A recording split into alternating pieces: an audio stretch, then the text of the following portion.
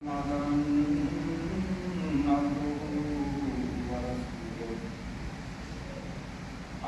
بعد فأعوذ بالله من الشيطان الرجيم بسم الله الرحمن الرحيم وعد الله الذين آمنوا وعملوا الصالحات ليستخلفنهم في الأرض كما استخلف الذين من قبلهم.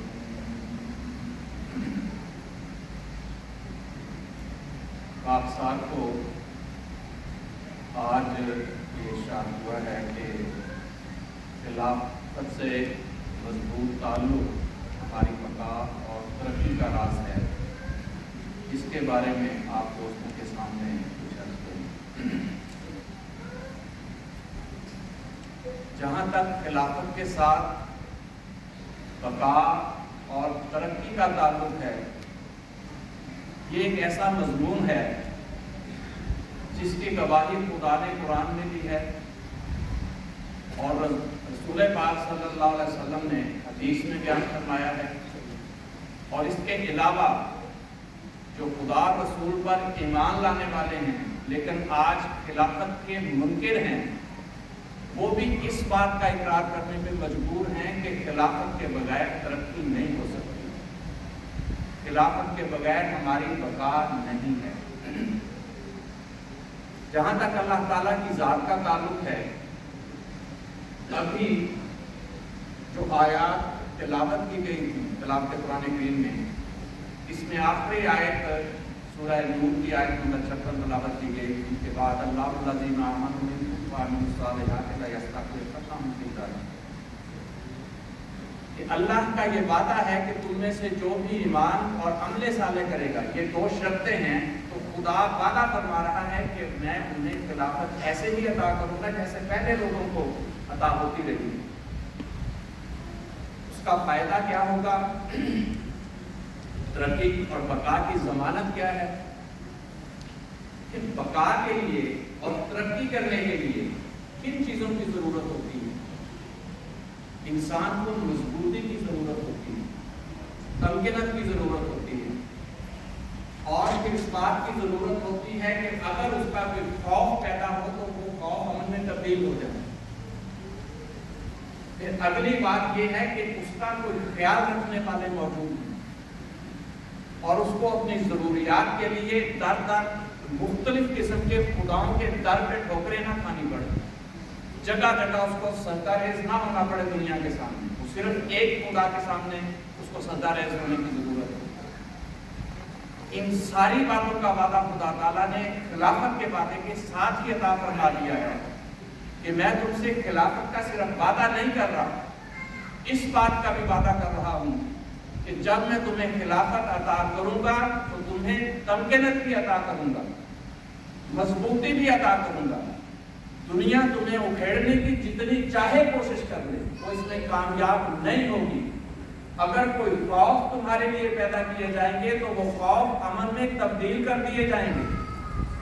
اور پھر فرمایا یعبدوننی، وہ جو خلافت کے ساتھ وابستہ ہوں گی وہ میری عبادت کریں گے. اس بارے میں یہ ذہن میں رکھنا چاہیے کہ عبادت صرف نماز، روزہ، زکوٰۃ، حج وغیرہ کا ہی نام نہیں ہے. یہ بنیاد ہے اس بات کی کہ انسان دوسرے ہیں ان کے قریب ہو، ان سے تعلق پیدا کرے، ان کا خیال رکھے. اور جس کو اللہ نے توفیق عطا فرمائی ہے، کسی بھی کام میں اس کو وسعت عطا فرمائی ہے، تو ان لوگوں کا خیال رکھے جو ضرورت مند ہے، جو اس کی ضرورت پوری کر سکتا ہے. اس کا فرض ہے کہ دوسرے انسان کی ضرورت پوری کرے، اس کے کام آئے. اس کا نام عبادت ہے. اس کے بارے میں خاک صاحب بعد میں کچھ عرض کرے گا. دوسرا یہ کہ اس کو خدا کے علاوہ نہ کسی سپر طاقت کو خدا ماننا پڑے، اس کے در پہ نہیں جھکنا پڑے گا، نہ ایک کسی چودھری کے سامنے کسی غریب کو جھکنا پڑے گا. جب خلافت کے سائے تلے آ جائیں گے تو سب برابر ہوں گے، سب کا خیال رکھا جائے گا.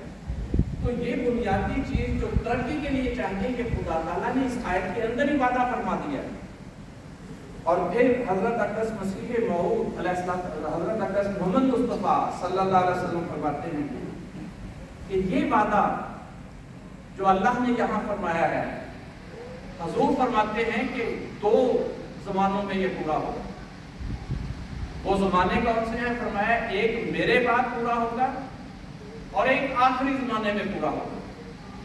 درمیان میں کچھ بادشاہتیں آئیں گی، تکلیف دہ بادشاہتیں آئیں گی، لیکن جو خلافت جو اللہ وعدہ فرما رہا ہے، رسول پاک صلی اللہ علیہ وسلم نے بیان فرما دیا کہ 2 ہی زمانے ہیں، ایک میرے بعد اور ایک آخری زمانے میں۔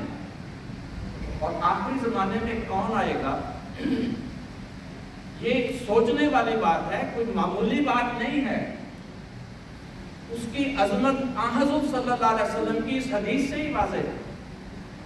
حضور نے فرمایا وہ امت کیسے ہلاک ہو سکتی ہے جس کے آغاز میں ہوں اور اس کے آخر میں مسیح ابن مریم ہے۔ یعنی یہ ایک سائڈ پہ محمد مصطفیٰ صلی اللہ علیہ وسلم اور دوسری سائڈ پہ حضرت اقدس محمد مصطفیٰ صلی اللہ علیہ وسلم کا ذل اور بروز مسیح ابن مریم ہوگا۔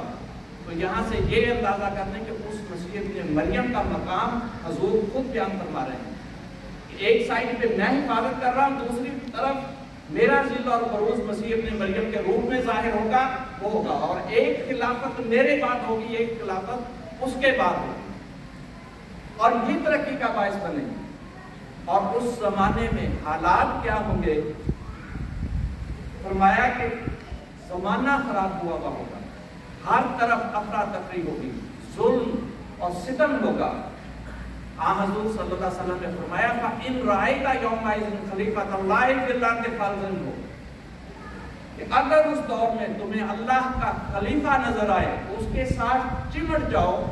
وَإِن أُخِذَ مَالُكَ وَنُهِكَ جِسْمُكَ، خواہ تمہارا جسم نوچ دیا جائے اور تمہارا مال لوٹ لیا جائے، تب بھی اس راستے کو نہ چھوڑنا۔ اور پھر اس کی نشانی یہ بتائی الا وَهِيَ الْجَمَاعَةُ، وہ ایک جماعت ہوگی، اور ساتھ برکات اور اس کی طاقت بھی بیان فرمائی ید اللہ علی الجماعۃ من شذ شذ الی النار، اللہ کی طاقت، اللہ کا ہاتھ، اللہ کی حفاظت اس جماعت کے ساتھ ہوگی، اور جو اس سے الگ ہو جائے گا وہ آگ میں پھینکا جائے گا۔ تو یہ ساری باتیں بیان کرتی رسول پاک صلی اللہ علیہ وسلم نے خدا تعالیٰ کے اس وعدے کی تفصیل بیان فرما دی کہ یہ وعدہ جو اللہ فرما رہا ہے، جس میں تمکنت ملے گی، خلافت ملے گی، تمکنت ملے گی خلافت کے ذریعے سے، خوف امن میں تبدیل ہوگا، تمہارا خیال رکھنے والے ہوں گے، تمہارا خیال رکھنے کو عبادت سمجھنے والے لوگ پیدا ہو جائیں گے، جو اللہ کی عبادت کے ساتھ ساتھ اللہ کی مخلوق کا خیال بھی رکھنے والے ہوں گے، اور وہ شرک کرنے والے نہیں ہوں گے۔ نہ وہاں کہیں سپر طاقت کے سامنے کسی کو جھکنا پڑے گا، نہ کسی بڑے کے سامنے کسی چھوٹے کو جھکنا پڑے گا۔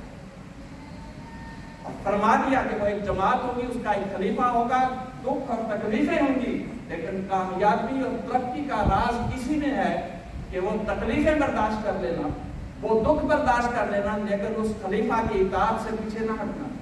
اس لیے کہ ترقیات کا بستہ ہے تو محمد مصطفیٰ صلی اللہ علیہ وسلم نے بتا دیا کہ اس امت کی ترقی کا راز میں ہوں اور آنے والا مسیح ہے، میری خلافت ہے اور آنے والے مسیح کی خلافت ہے، میں آغاز میں ہوں، وہ انجام میں ہوں۔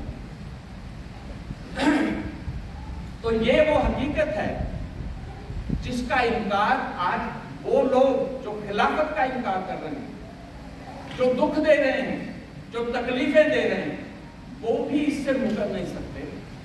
وہ بھی اس بات کے اقراری ہیں کہ ہمارے اوپر جو مصیبتیں پڑ رہی ہیں مسلمانوں کے اوپر، یہ صرف اس وجہ سے ہے کہ ہم خدا سے دور ہو گئے ہیں اور خلافت کے بغیر ہم ترقی نہیں کر سکتے۔ یہاں میں چند ایک حوالے آپ کے سامنے پیش کروں گا۔ رسالہ اہل حدیث 12 ستمبر 1969 اس لیے لکھتا ہے کہ اگر زندگی کے ان آخری لمحات میں ایک دفعہ پھر خلافت علی منہاج النبوت کا نظارہ نصیب ہو گیا تو ہو سکتا ہے ملت اسلامیہ کی بگڑی سمجھ جائے اور روٹھا ہوا خدا پھر سے مان جائے، اور قمر میں گھری ہوئی ملت اسلامیہ کی ناؤ شاید کسی طرح اس نغمے سے نکل کر ساحل عافیت سے ہمکنار ہو جائے۔ یہاں یہ اقرار کر رہے ہیں کہ روٹھا ہوا خدا اگر مان سکتا ہے تو خلافت کے سائز ہے، یہ کشتی مسلمانوں کی بھمر سے نکل سکتی ہے تو خلافت کے ذریعے، اگر خلافت نہیں ہے تو مسلمان اسی طرح مار کھاتے رہیں گے۔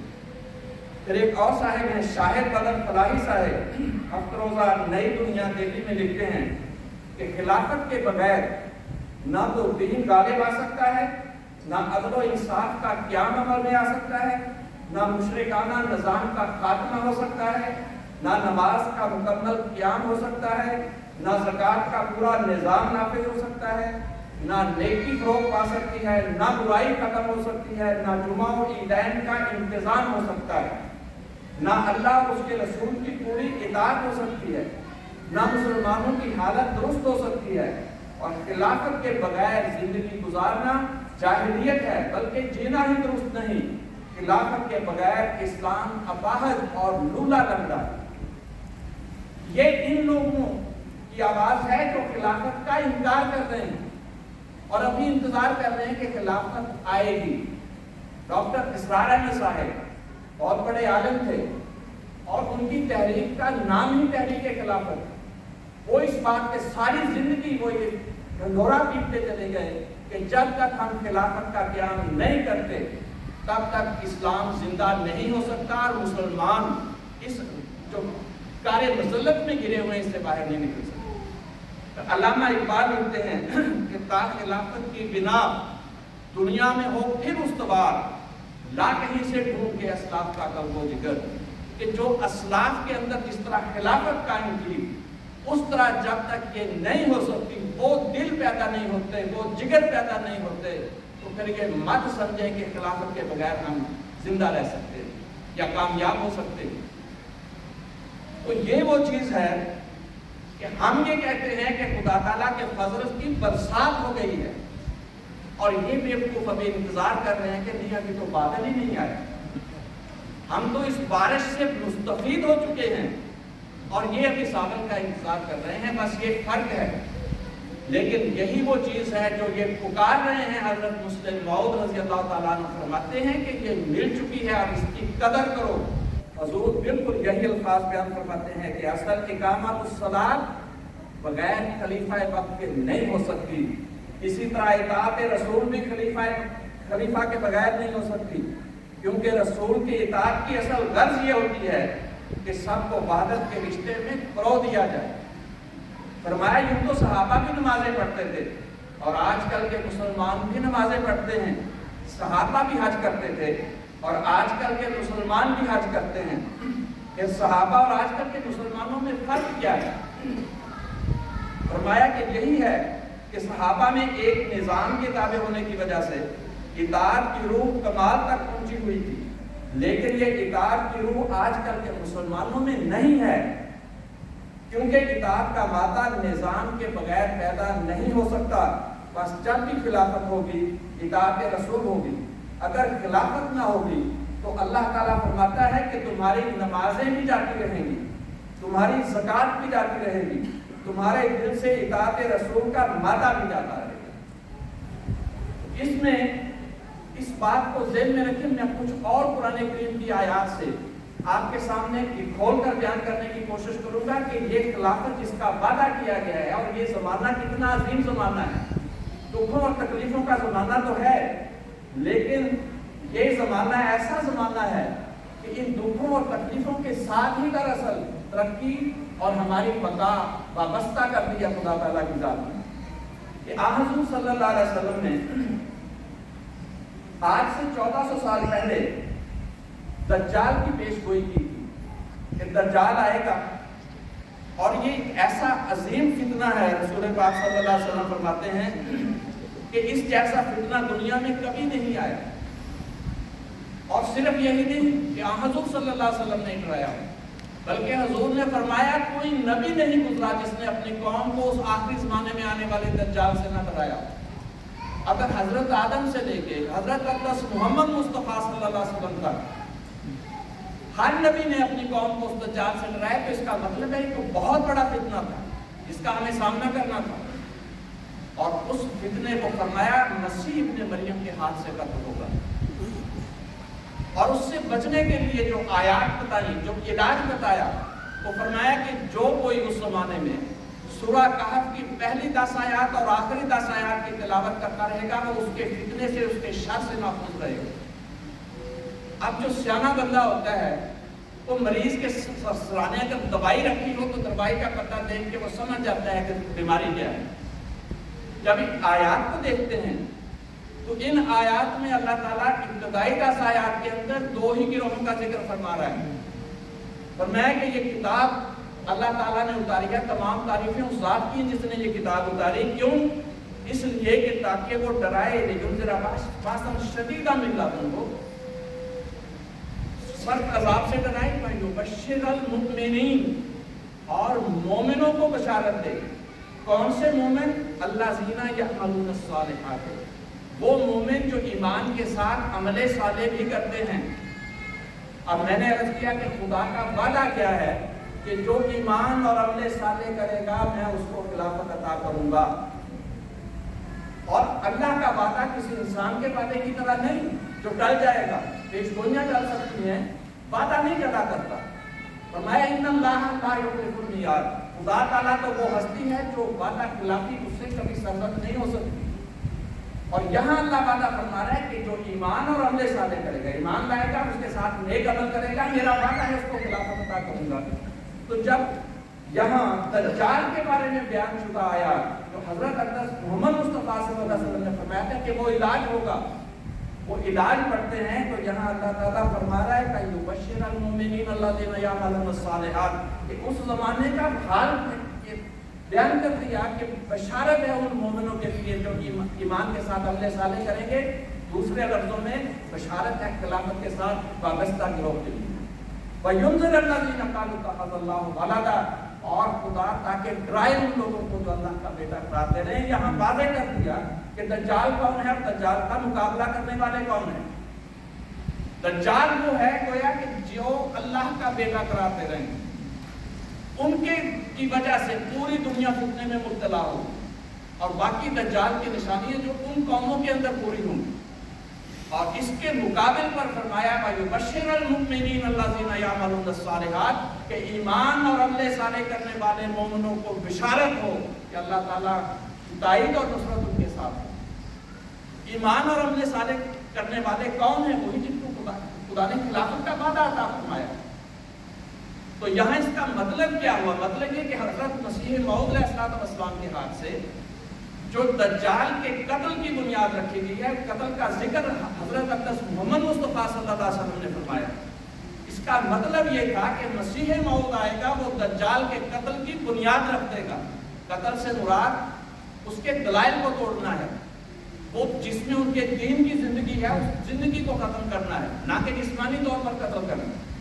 تو مطلب یہ تھا کہ اس مسیح کو جو خلافت اس کا محمد مصطفیٰ صلی اللہ علیہ وسلم نے وعدہ فرمایا تھا کہ میرے بعد ہوگی اور پھر آخری زمانے میں ہوگی، تو اس نے بتا دیا ان آیات میں کہ وہ آخری زمانے میں اس نبی کی اطاعت میں ہوگی جس کے متعلق محمد مصطفیٰ صلی اللہ علیہ وسلم نے فرمایا تھا کہ امت کے شروع میں میں اور آخر میں وہ ہوگا۔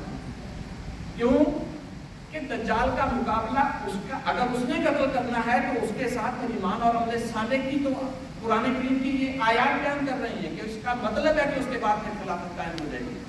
اور یہ مقابلہ دجال کا جو حضرت مسیح موعود علیہ السلام سے شروع ہوگا، یہ لمبے عرصے تک خلافت کی قیادت میں یہ مقابلہ چلتا چلا جائے گا۔ بالآخر اللہ تعالیٰ اس دین کو دنیا کے اوپر غالب کر کے چھوڑے گا۔ اس لیے ترقی اگر ہے تو اللہ کے وعدوں کے مطابق، محمد مصطفیٰ صلی اللہ علیہ وسلم کی پیشگوئیوں کے مطابق ان لوگوں کے ہاتھ میں آج ہے جو مسیح ابن مریم پر ایمان لائے، اس کے بعد ایمان اور عمل صالح کر رہے ہیں، اور خدا تعالیٰ کا یہ کلام بیان فرما رہا ہے جو دجال کے مقابلے کے لیے ہے کہ ایمان اور عمل صالح کرنے والے وہ ہیں جو مسیح پر ایمان لانے کے بعد عمل صالح کر رہے ہیں، جن کو میں خلافت عطا کروں گا۔